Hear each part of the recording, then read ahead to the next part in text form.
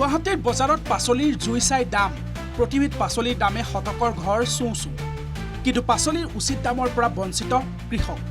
খুচুৰা বজাৰত 2-3 গুণ দামত পাচলি বিক্ৰী মধ্যভোগীৰ অধিক মুনাফা লাভ যাৰ বাবে উৎপাদিত সামগ্ৰীৰ উচিত দাম নাপায় এতিয়া মূৰে কপালে হাত দিবলগীয়া হৈছে কৃষকে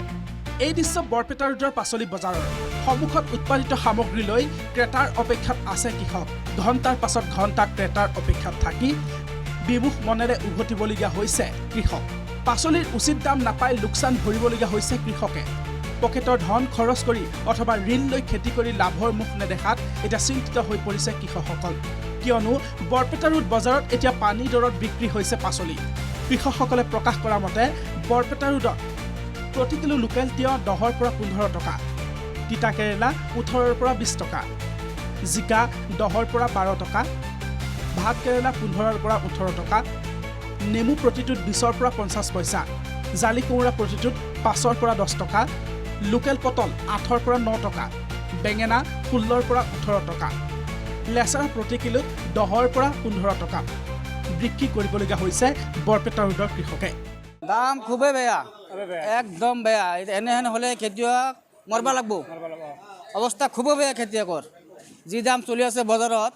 খেতিয়কে একো দাম নাপায় তিয়হৰ দাম কি একদম 4-5 টাকা কাই নলয় এনেহেন হৈছে তিয়হ দামে নাপায় ইয়াতে আমাৰ সব খেতিয়কৰ অৱস্থা বেয়া হৈ যাব আপোনাৰ পৰা যদি জানিব বিচাৰো এটা কৰি আপুনি গোটেইকেইটা দাম ক'লে আমি ভাল পাম তিয়হৰ দাম কেনেকুৱা তিয়হৰ দাম 4 টাকা 5 টাকা 6 টাকা হাইষ্ট তাৰ ওপৰত আৰু নহয় জিকা দাম 10 টাকা 12 টাকা হাইষ্ট আৰু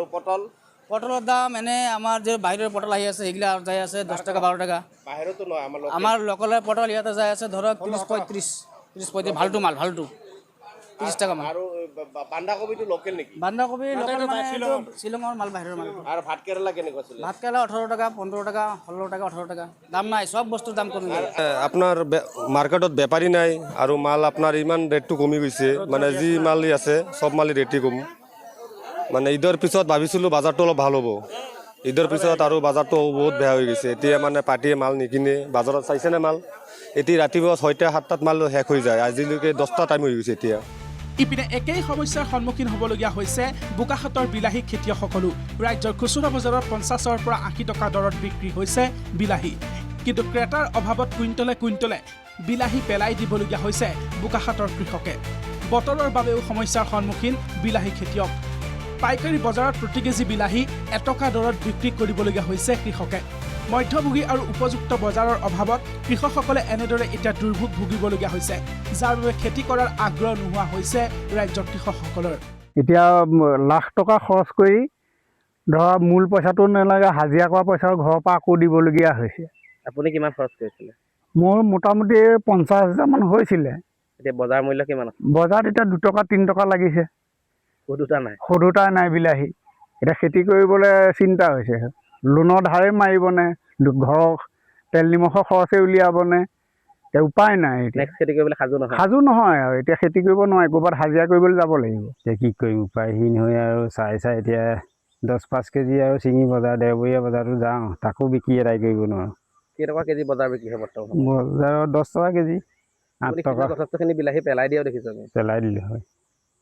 বহুত বিলাহী পেলালে 15 কুইণ্টেলৰ ওপৰত চিঙি লৈ পেলাই দিলোঁ বজাৰত বিক্ৰী নাই কাৰণে পাইকাৰী মূল্যও নাই মানে হোলচেলটো নহয় তাৰমানে হোলচেল নাযায় সুদুটাই নাই আপোনালোকে যথেষ্ট আপুনি লোন লৈছিলে চাগে লোন লৈছিলোঁ হয় এতিয়া লোনৰ কিস্তিটো মাৰিবই লাগিব এতিয়া কি কৰিম তাকে চিন্তাতে পৰি আছোঁ যথেষ্ট চিন্তাত পৰিছে এতিয়া কৃষক বহুত চিন্তাত পৰিছোঁ তাকে লোনটো এতিয়াতো মাৰিবই লাগিব এতিয়া বেংকৰ পৰা আহিবই খবৰ চৰকাৰ কৃষি বিভাগৰ কোনোবা আহিছে নেকি আপোনাৰ চাবলৈ খেতি নাই একো চৰকাৰৰ ফালৰ পৰা একো হেৰি নাই চৰকাৰ কিবা আহ্বান জনাব নাযায় আপোনাৰ কৃষক এতিয়া আপোনালোক লোকচান হৈছে তাকে চৰকাৰে যদি কিবা এটা সহায় কৰে অকণমান উশাহ এটা পালোহেঁতেন খেতিয়ক বুলি এনে পৰিস্থিতিত এতিয়া চৰকাৰৰ ওপৰতে ভৰসা কৰিছে ৰাজ্যৰ কৃষক সমাজে অন্যথা পেটৰ ভাতমুঠিৰ বাবে খেতি এৰি বহিৰাজ্যলৈ কাম বিচাৰি যাবলগীয়া হ'ব পাৰে কৃষকসকল বৰপেটা ৰোডৰ পৰা অঞ্জন জ্যোতি নাথ আৰু দেৰগাঁৱৰ পৰা প্ৰলাশ জ্যোতি বৰাৰ ৰিপৰ্ট NK TV